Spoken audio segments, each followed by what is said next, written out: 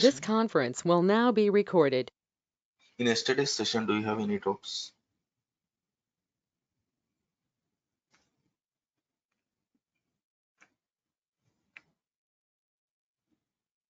Okay, hope no. So like what we'll do, right? We'll start today, right? What we'll discuss, right? So like many people are asking, right? We'll see the Splunk architecture. Okay, we'll see the Splunk architecture and like we'll see like how to install the universal. Basically today we'll install the Splunk. Okay, the Splunk installation is very simple. So first we'll go through Linux today. Okay, like tomorrow or something, right? We can go with the Windows installation. Okay, first I will tell like deployment architecture.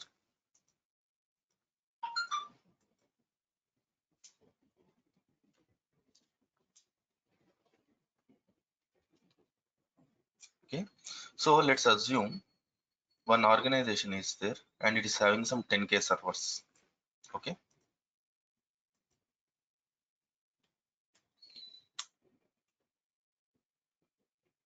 okay, the organization is there and it is having some around like 10K servers. Okay, and let's assume yesterday I told no all the Splunk, okay, data will be stored in one component called as indexer, right? So in indexer you will be having something like index, okay, which will have some name, like if you say like database, no, you know database, no, every database will have some database name in which the records are stored. In the same way, every in the Splunk you will have indexes, okay, for specific projects. Okay, so all the data or the logs related to that projects or the applications will be stored in that particular. So if it is something like a app server, or let's assume like a retail app, or retail app is having, okay, there is one possibility would be something like this. There is some retail app, okay, for this retail app, no, you will be having some app servers, DB, and some MS. What they will do, right, they will create one index for app server. For DB they will have separate index, and for microservices they will have separate index. Or because the category of the data is unique, right? For app server, if it is running on Tomcat, the logs pertaining to this one will be different. If it is a DB, if you are fetching the logs from Oracle or something, no, that category of the data will be different. It is all the logs are pertaining to the DB. If it is a microservice, based on the microservices, you will have custom logging, right? You will develop the logging. Okay, for this you will be having different. So you may have one index for app server, one index for DB server, and one index for microservice. Okay, now let's assume I'm sending some data. Okay, I'm sending like all the data from the 10K servers to the indexer. Okay, so whenever your performance tests are mostly, right, whenever the logs are being printed, what happens to the operating system or the machine?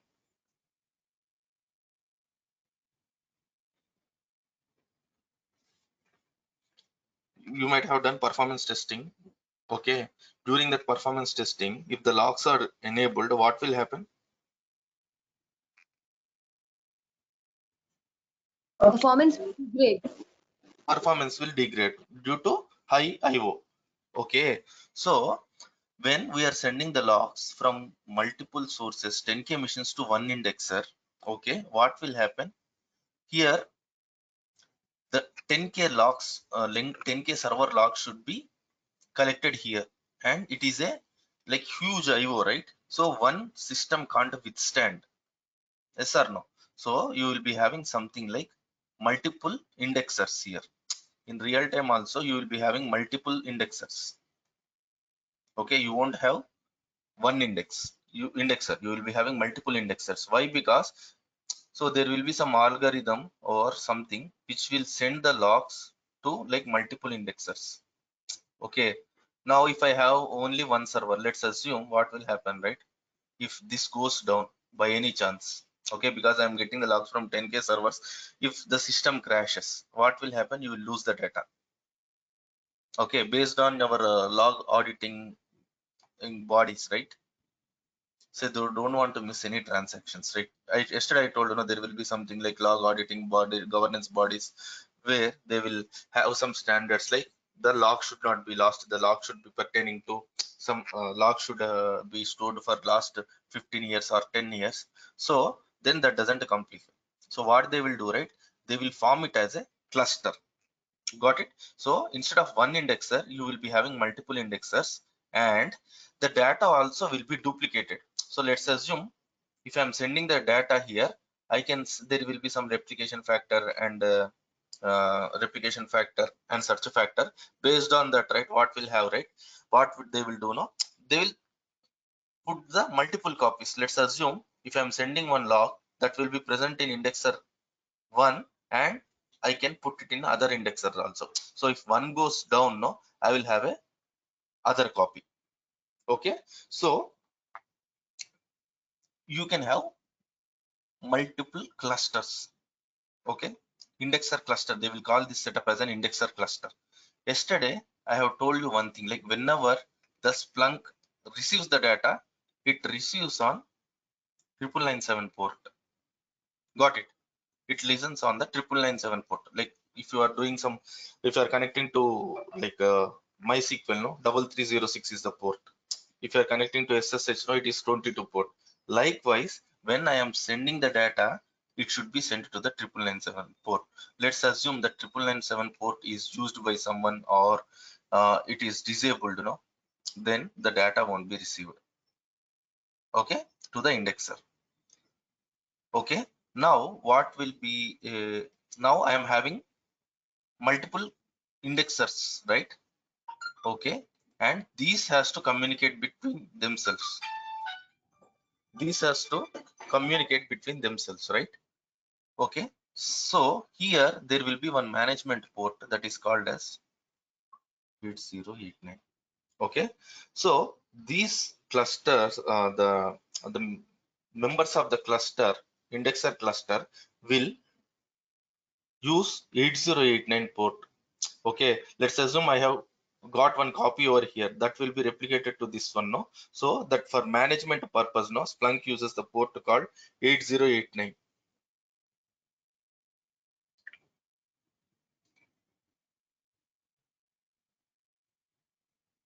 Got it? And if you are having some cluster, no, there should be someone who manages the cluster. Okay, if they are forming some cluster, no, there should be someone who manages this cluster. Okay, we will call him as a cluster master. Okay, this cluster master, what he will do, right, he will tell if some data is coming from one server, no, he will tell like, okay, go to this node or go to this node. Okay, this cluster master will decide on where the copy should be. Based on, I told you, no, there will be something like a replication factor or search factor, that is the number of copies you need, right? Based on that configuration, no, he will decide like the where the data should go. Okay, till now clear? So yesterday I told you, no, there is something like universal forwarder. Okay, we'll indexer, now we covered. Okay, cluster master, just now we covered this cluster master. Okay, now, yeah, as I told, like now let's assume from 10K servers I'm getting some huge IO. The logs are coming here with huge IO. Like, okay, now if I do a search operation on it, right, what will happen? Whatever the data that is getting loaded, no, that will get affected. Yes or no? Already these nodes are busy in collecting the data. On top of it, if I want to fetch last 24 hours data or last 1 month data, then what Splunk should do? Splunk should get the data from the index, and for fetching the data, okay, it has to utilize some resources. Yes or no? So that the incoming traffic may be affected. So there is one component called as search head. So in offices, right, you will be given only this access.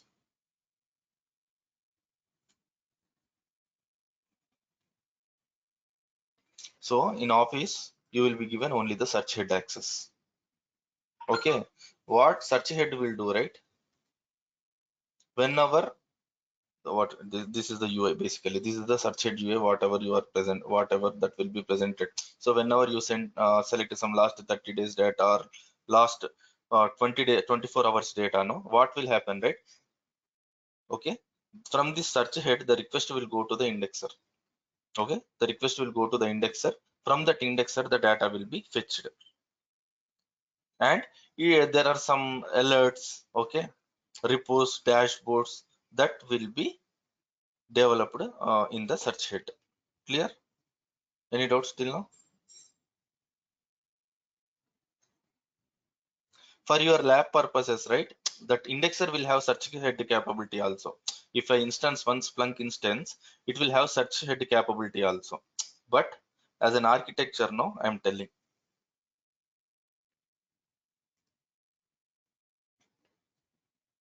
Here also you will be having multiple search heads.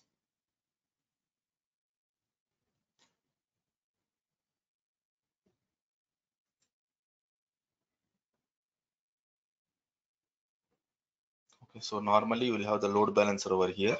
Okay. Whenever you send a request to the load balancer, no, then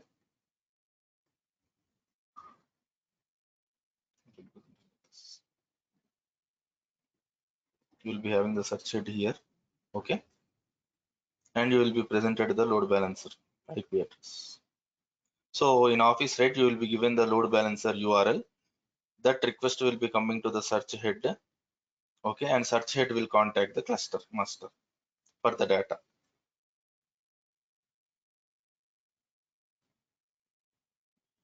Clear, or like it is like too much? For developer, it is not required, but for admin, right, if you want to troubleshoot, let's assume like if you know the internals of Splunk, no, this architecture is necessary.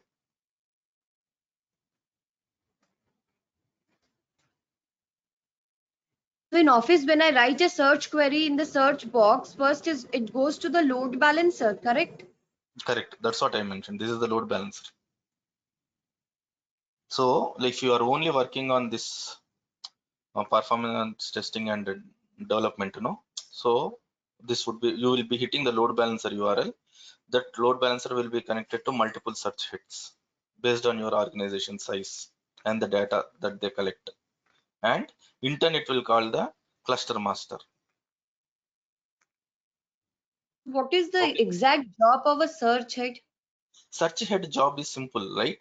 If you want to fetch the data from indexer, this does the job. It will fetch the data for you. And if you want the dashboards, okay, if you want the reports, so you will be having the UI to do that. Okay. Okay, indexer job is just to hold the data, store the data. It's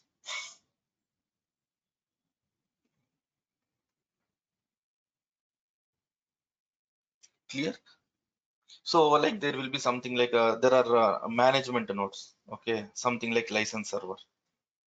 There will be something like license server. What license server will do, right? Now there are some 10K servers that are sending the data. Okay, there should be some tab on how much data is being loaded into this indexer, no? Yes or no? Like I am having some 10K, tomorrow that count will become 20K. But Splunk won't charge for the number of agents. Okay, Splunk won't charge for the number of agents basically. It won't, you can, if you are having some 20 GB license, right? Okay, you can, it's up to you. You can use it for 5 servers, 100 servers, or 150 servers. Splunk is not bothered. Okay, this count can grow. Only they will keep tab on the data that is being stored. Got it? So if I procure some, So how long that data will be stored? that is based, the retention period is based on your infrastructure and it's up to you. Okay, as I told you, no, the Splunk enterprise company owns the infrastructure. Okay, company owns the infrastructure. So if they can hold it for 6 months, they can hold it. Okay. because the cost of the infrastructure also will be there, right? So if I want to store for last 6 months data, then they should procure some hardware or disks and machines, right?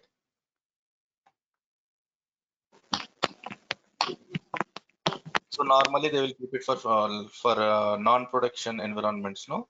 So they will be giving for 15 days to 20 days or 1 month.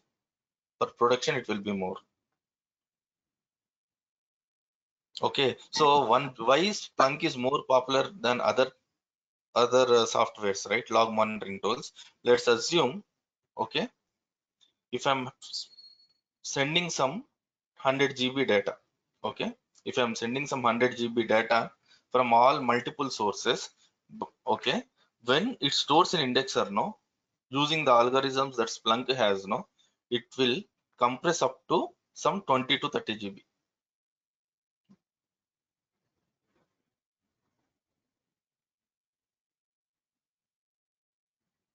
Okay, so if I collect some 100 GB data, okay, ultimately on disk it will be like 20 and 30 GB only. The Splunk will compress the data that is coming from the source systems. So it is not necessarily like 100 GB. If I send on disk, it won't store 100 GB. It will be like 20 to 30 GB. That depends upon the type of data. Okay, that is also one important point.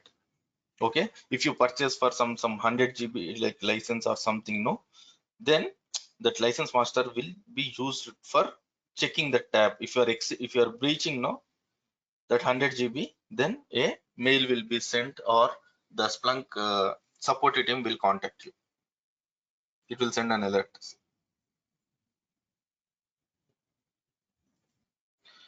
Clear till now?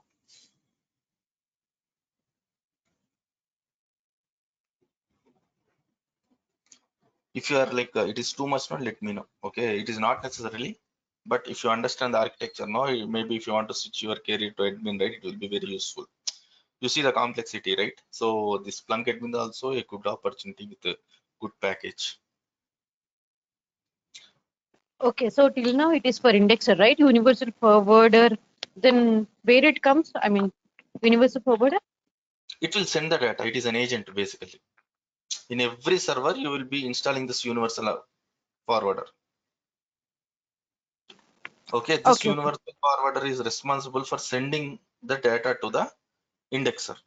Okay, there is one use case. Let's assume, okay, I am working on a financial institution.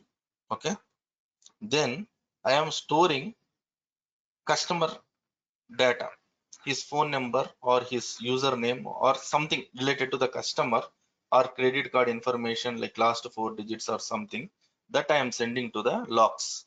Okay, now is the logs are sensitive, right? I can't store the data with such information, no, like if someone sees or if someone can steal that information, right? Okay, now I have to parse the data so I can do hashing. Like let's assume like my credit card is something like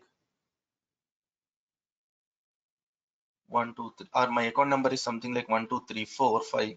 Okay, then I can mask it to, okay, something like,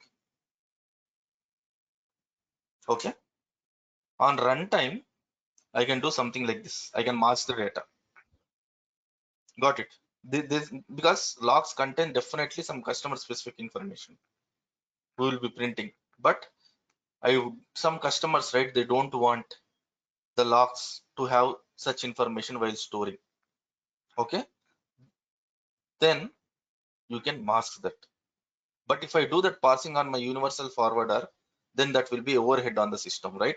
If I'm sending something, if I parse and send, then what will happen? It will be overhead on the system and it will impact the application itself, your web server or your app server. So what they will do, right? For parsing the data, there is a component called as heavy forwarder. Okay. In heavy forwarder, what will happen, right? Whenever you send a data, you won't directly send to the indexer. From universal forwarder, you won't send the data to the indexer. What you will do, right? You will send it to the heavy forwarder. In heavy forwarder, that parsing will happen. If you want to manipulate any data, that will be done under the heavy forwarder component, and this heavy forwarder component will send it to the Splunk indexer. Clear? There is one more case. Let's assume I want to store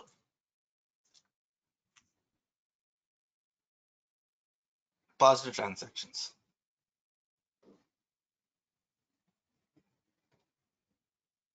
Okay. So let's assume like I'm a gateway.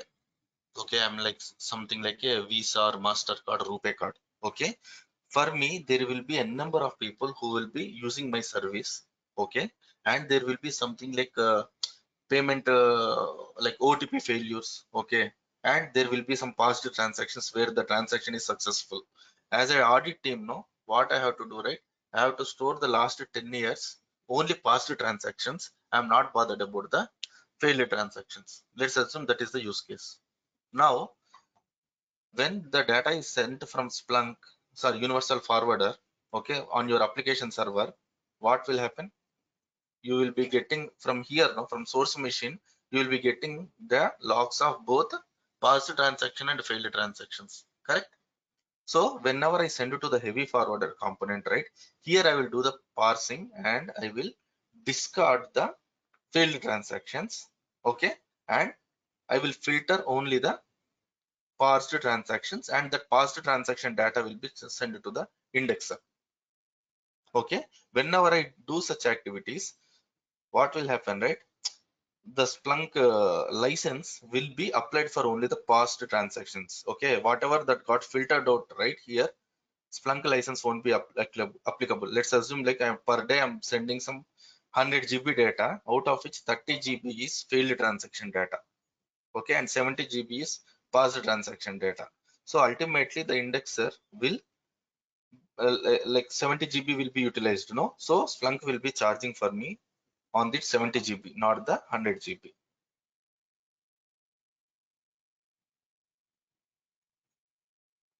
Got it? So like if Who there is any times, who yeah, puts this conditioning on heavy forwarder? it's Splunk admin.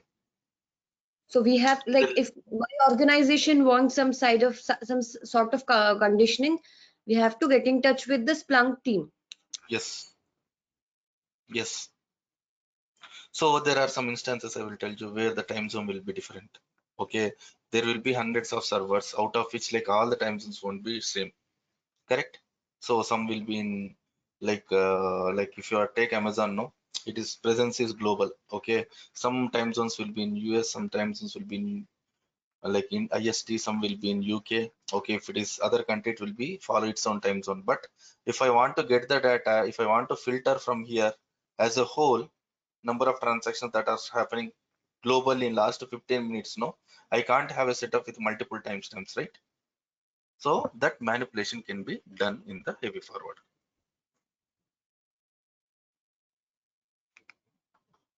So I assume ideally heavy forwarder is there in most of the organizations Yes, then. yes. Everywhere it is there.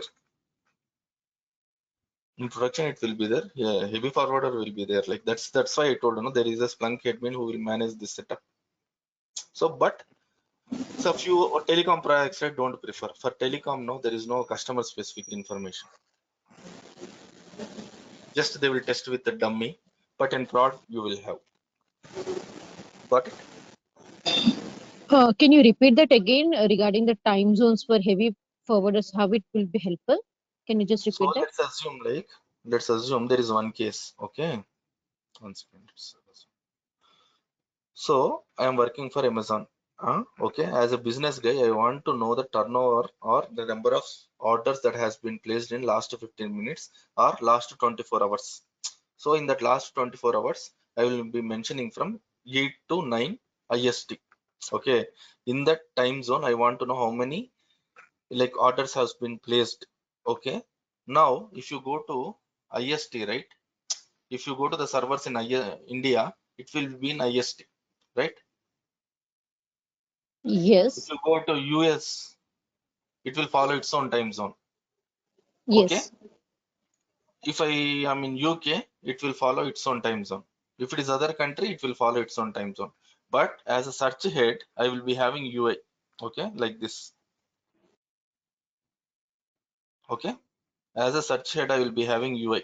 So if I filter out with this one, okay, then if I filter out the data something like this one, no, if I select some time period and click apply, so I'm not sure, right? I will show here, one second. Here you will Okay, get okay. confused. You mean to say if we go with a particular date, it might be showing in CSK or EST or it could be anything. So that will be managed by heavy forwarder. Okay, one second, just I will tell you. Here you are having this Splunk time, no? This is created by the field Splunk. This is your log. If it has any timestamp, no, Mm-hmm. this is the accurate log, whatever that is being generated in your server, for which the Splunk will add the timestamp. Okay. Okay, so what will happen, right? If you are having from different time zones, this will Mm-hmm. be different. Okay, if you want to do the Okay. timeline, like time zone mapping, right? Manipulation, Mm-hmm. that can be done in the universal forwarder. That is one example. Like it has many use cases. Like if you want to mask the data, or if you want to discard some data. Okay, Okay. those. Okay. Okay, Yeah, yeah. Got it. packet sniffing or something. No, in TCP, like if you go to telecom, they will be doing the TCP and all those where retrace will happen. And if you want to like filter out one data from some specific source or something, no, that can be done using this heavy forwarder. Basically, it is used for manipulation.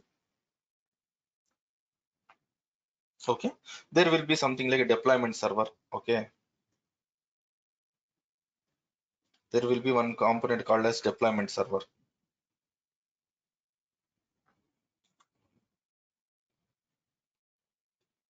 In deployment server, what will happen, right? I am having some 50K, 10K servers here. So if I want to install any, like do the Splunk client side configuration, I have to log in and do. Yes or no? Yes. So if I want to do some configuration, I have to like log into that particular server and do. But that is not wise. Why? Because I can't maintain 50K credentials, right? There are some authentication mechanisms using CyberArk and all, where you will be provided access for some limited time period, 15 minutes. After that, right, that access will be gone. Okay, what is the useful of this deployment server? No, whenever whatever you want to do, like whatever the files you want to modify, okay, that one you can do via deployment server. What this deployment server do, right? You will push that configuration, that file into here, and you will select which node. Okay, then automatically, okay, this client will try to fetch for the inputs from deployment server. Okay, all the universal forwarders will normally, based on some pooling period, it will try to fetch whether it has any new file or new configuration. If it has any new configuration, no, that will be clicked by the universal forwarder. So it is just a one-time job. Like if you set up this deployment server, right, you no need credentials. Okay, first we will install that universal forwarder and we'll connect to the deployment server. Post that, right, you can use this deployment server to do the changes in your universal forwarder configuration. Let's assume one example would be something like, can some, I'm getting noise. Can someone go on, can you go on mute? Yeah, so let's assume simple example is, okay, now what I have done, no, there is some application like abc slash log slash, during first initial onboarding, no, you have onboarded this log. Okay, after some few months, no, developers has designed some more code modifications and they have introduced one more feature. Okay, and they kept that log in the,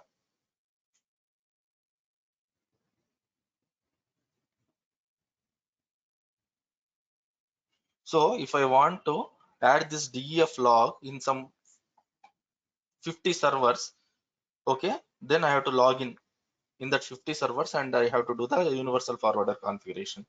But if I have the deployment server, no, I will push this configuration into this one, into deployment server. Okay, whatever that is required. This deployment server will send that configuration to the universal forwarder so that it will fetch and it will automatically start sending the data. I no need to log into this multiple servers. It will save a lot of time.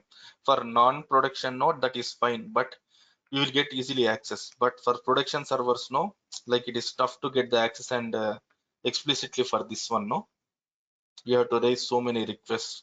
For one request, it may take some 4 or 5 days. If I'm having some 10 servers, means that will be a follow-up, and that will be a bigger task. Okay, now what people are doing, right? There is one more way. Now these days, right, people are going with Ansible.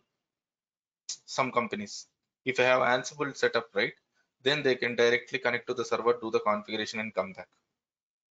Okay, this is the Splunk architecture. Any doubts in that? So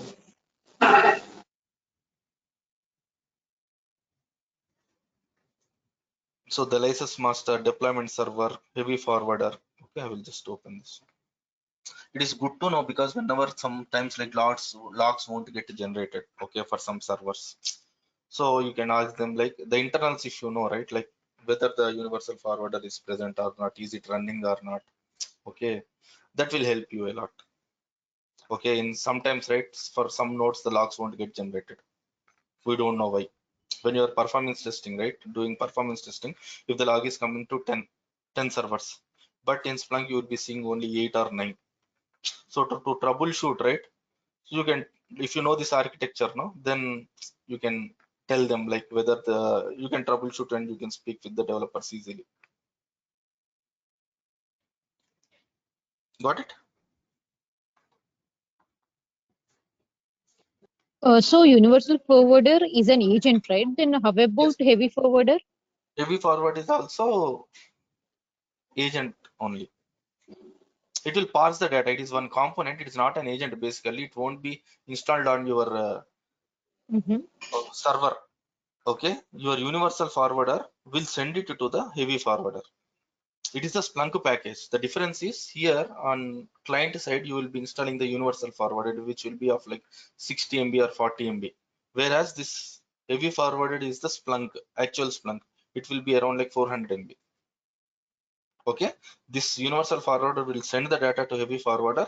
Heavy forwarder will manipulate the data or parse the data, and it will send it to the indexer.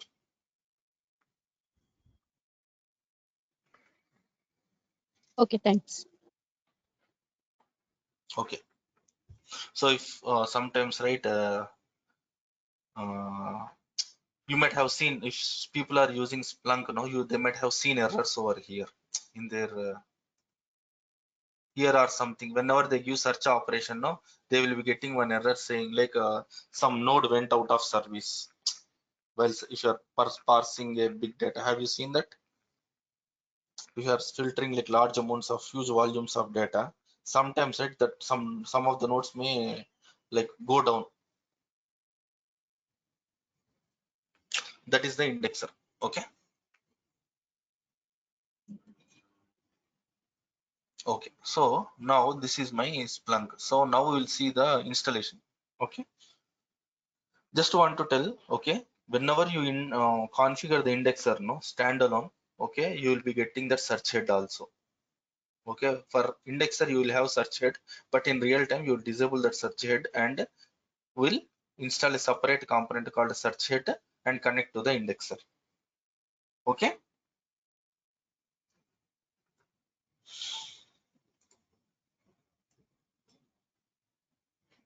So if you see this diagram, now you will understand better. Okay. Now if you see right in the downstream, here there is something like universal forwarders. Okay, for legacy, right, you might have heard about syslog. How many are heard about syslog? This from routers and some Linux system legacy, right? The logs will be sent via syslog. Have you heard about syslog? Okay, not necessary. So like from syslog or from downstream systems, no, the data will be sent, okay, using the universal forwarder.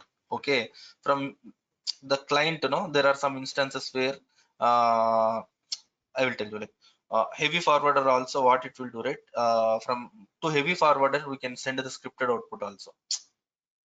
I told like in some scenarios, logs, not only logs, Splunk will send like collect any type of data. Okay, if you want to parse the data, you can use the heavy forwarder. So what happens basically, right? This Splunk universal forwarders will send the data to the indexer. Okay, it will send the data to the indexer using the 9997 port. You see, right? The incoming is the 9997 port, and there is something like 8089.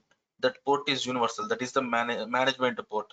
So if you want to, if this indexer wants to send the health check information to other indexer or to other search head, it will happen via 8089. So okay, so these communicate via this 8089. Okay, these indexers will be connected to the search head. Okay, and this search head will be connected to the load balancers through which the users will be able to access. And there will be something like a license server which will keep a tab on the indexer, like how much data that is being loaded. And there will be one thing called as a deployment server. This deployment server can push the configuration to indexers, even such hits, as well as the this one also. Okay, sorry, this deployment server will be capable of sending that that configuration input and output.conf to the universal forwarders. Okay, there is one thing called a cluster master node who will be managing this cluster. Okay, if this goes down, right, another member can become the cluster master. Okay, this is like a for admin. For you, just architecture is sufficient. Okay, now what we will do, right, we will try to download the Splunk. Okay,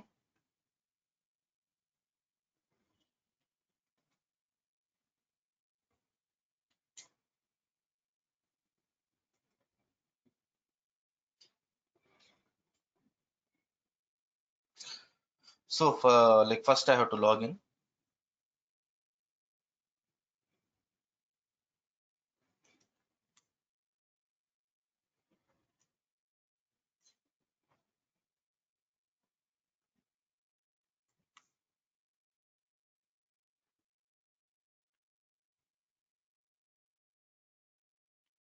In our case, we have to sign up first, right? Yes, you have to sign up first. And we have to use corporate mail ID only. Personal will not work. I will, well, like previously it used to work personal mail ID, but now it is not working. I don't remember. Actually, I have asked. I'm checking with Isha to give one like account so that you can use. We'll put this package, okay, inside, not an issue. Okay. For now, right, tomorrow once I get now, I will show this cloud platform. For now, right, I will be installing the local copy. Okay. Now I'm clicking the like a download. The thing is, you can store 50 MB per day. With Splunk Enterprise, no, you can store only 50 MB per day. That is like more than sufficient for our lab purposes. For lab purposes, right, we want to use more than like 3 MB or 4 MB. Maximum 10 MB you will use. Okay. Now what I'm going to do, right, I'm going to install it on the Linux server. Okay, in Linux there are three flavors. One is Debian, right? If you want to install your Splunk on Ubuntu, right, or Debian based systems, right, you can go with the Debian based package. Okay, else if you are installing on the Red Hat components, right, then go with the RPM. Okay, so if you are not sure, okay, you want to install, you want to keep that generic, then you will go with the TZZ. Mostly, right, everyone will use the TZZ only. Okay, so now I'm clicking on download. If I click on download, right, it is waiting. Oops.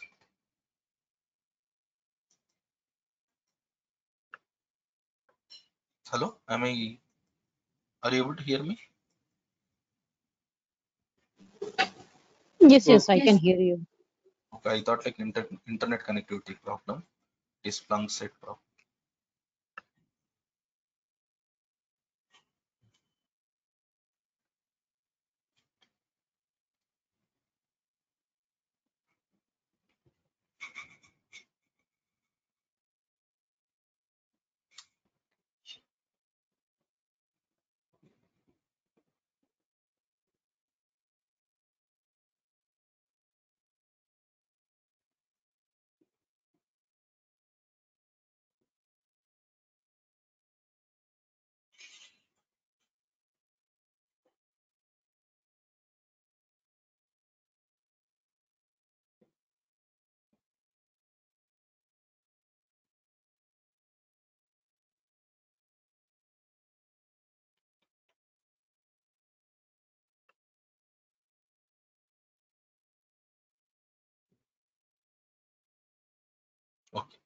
Now I'm going with this download.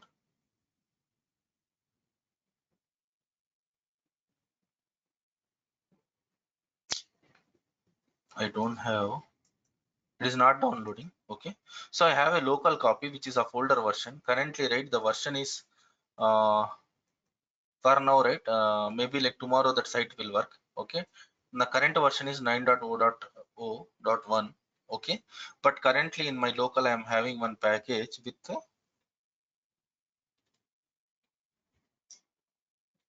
it is with 8.2.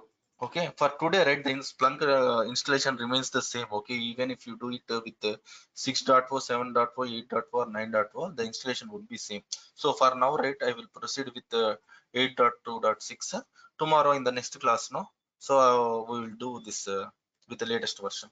Is that fine? Yeah, sure. Site is not working.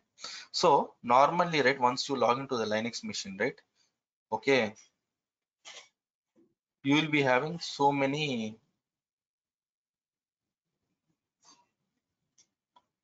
directories, okay, like bin, root, etc, and all those. So Splunk would be installed on the OPT. Okay, whenever you are installing Splunk, right, you have to go to this OPT folder. Okay, cd opt.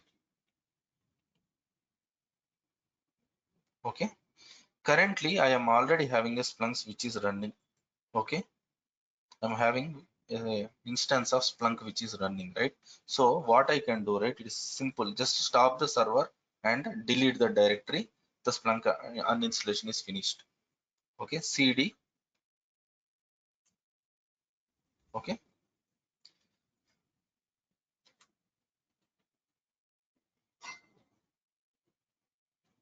so this is the directory, okay, where your startup files and shutdown files, from this directory only you can start the Splunk or you can stop the Splunk.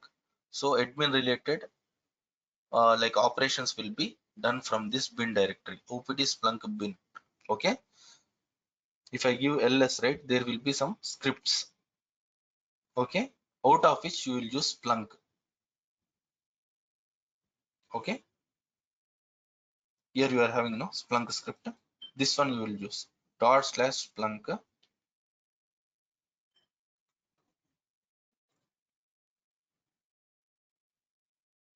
So I am stopping the Splunk.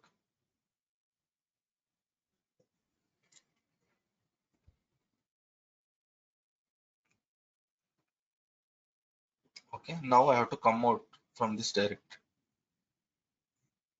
Currently I am in OPT. So if I want to delete the Splunk, no, just to stop the server, Splunk. Okay, give this rm-rf Splunk. Okay, uninstallation is finished.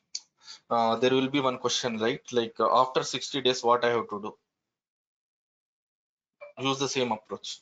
You will be having some package already.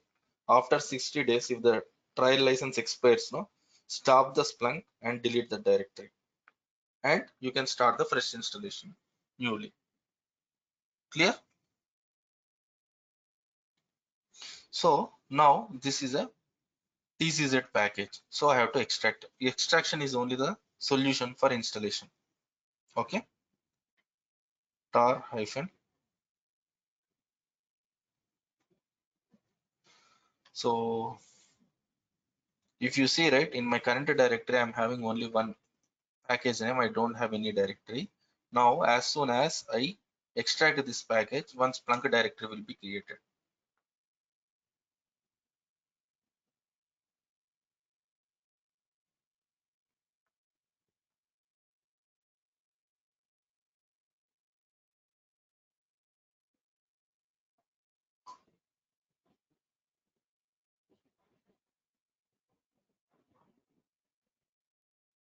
Okay. So if I check now, right, now one directory is created now. Splunk.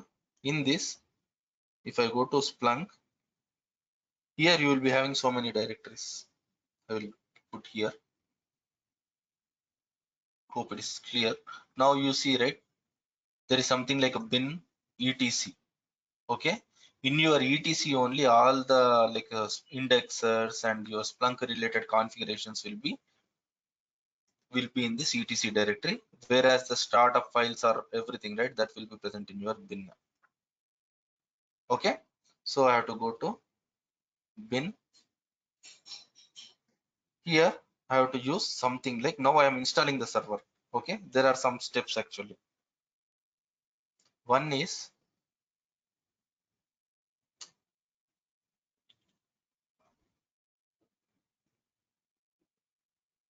just to give Splunk dot start, means like execute the script with start command. Okay, now what will happen, right, it will show this what to say, some license agreement. So you have to like give queue or something, you have to scroll and we have to do. So if you want to bypass this one, no, if you want to bypass this one, okay, previously executed Splunk start. When I presented this Splunk start, now I'm getting that license agreement and all those. If I want to bypass directly, then I can directly pass a parameter.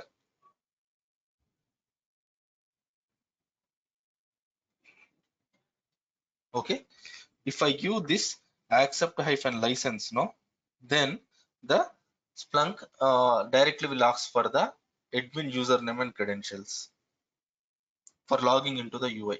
Now I gave this one. Now it is asking me to enter the username and passwords for the web UI.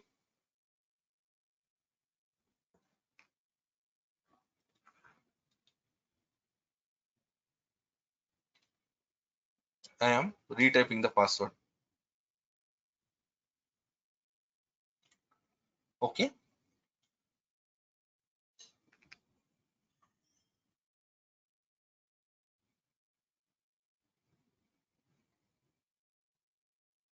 Now the Splunk package will be installed as well as the web component also will be enabled.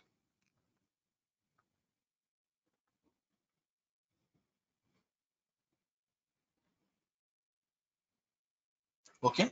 If you see here, no, I told on it Splunk like web UI port is 8000, no, and there is something like management port where this instance needs to communicate with the other Splunk instance. Okay, there will be one more for KV store which we are not bothered for now, right? You have to remember like this port and this port. Okay, if this is enabled only, then if it is open only, the Splunk will start. Else what will happen, right? If this port is closed, then you won't get the UI part. Okay, so it will be generating some certificates and all those internally, like for seamless communication to other nodes. Okay, so yeah, now if I want to access this one, no, IP space here, I will get the IP address of this node.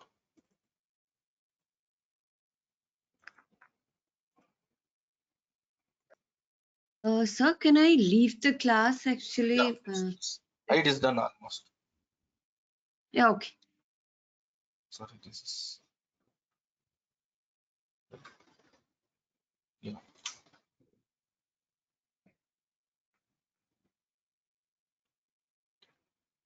So using the credentials, whatever you give, right, you will be able to log into the Splunk.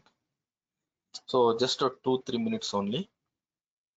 If someone wants to drop off, they can drop off. So here, no, if you want to know whether Splunk is running or not.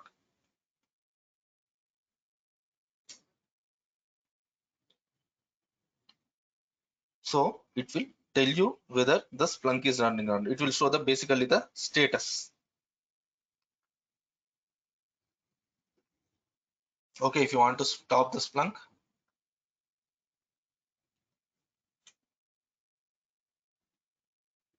same command which we used.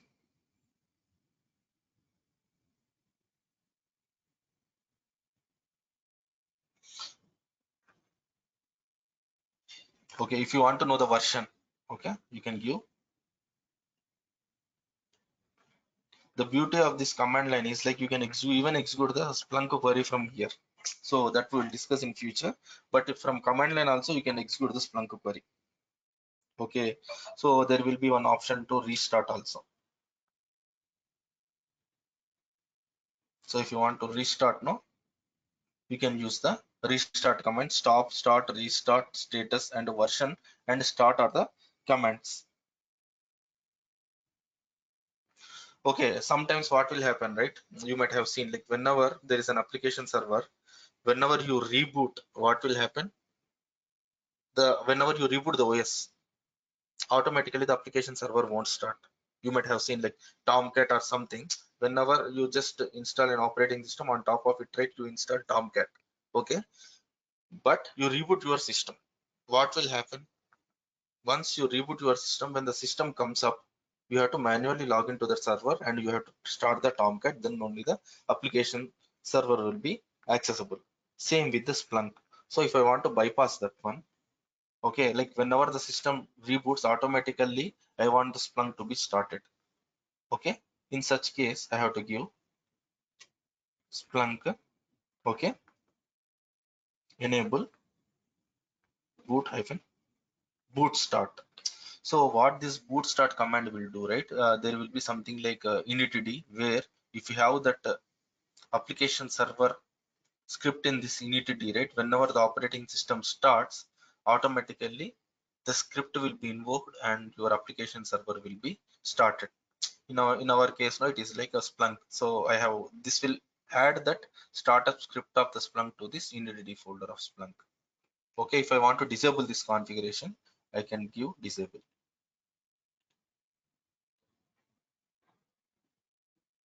Okay, then it will be disabled, but it is better or best practice to add it this one. If you start the instance, no, automatically the Splunk will be started. That's it for today.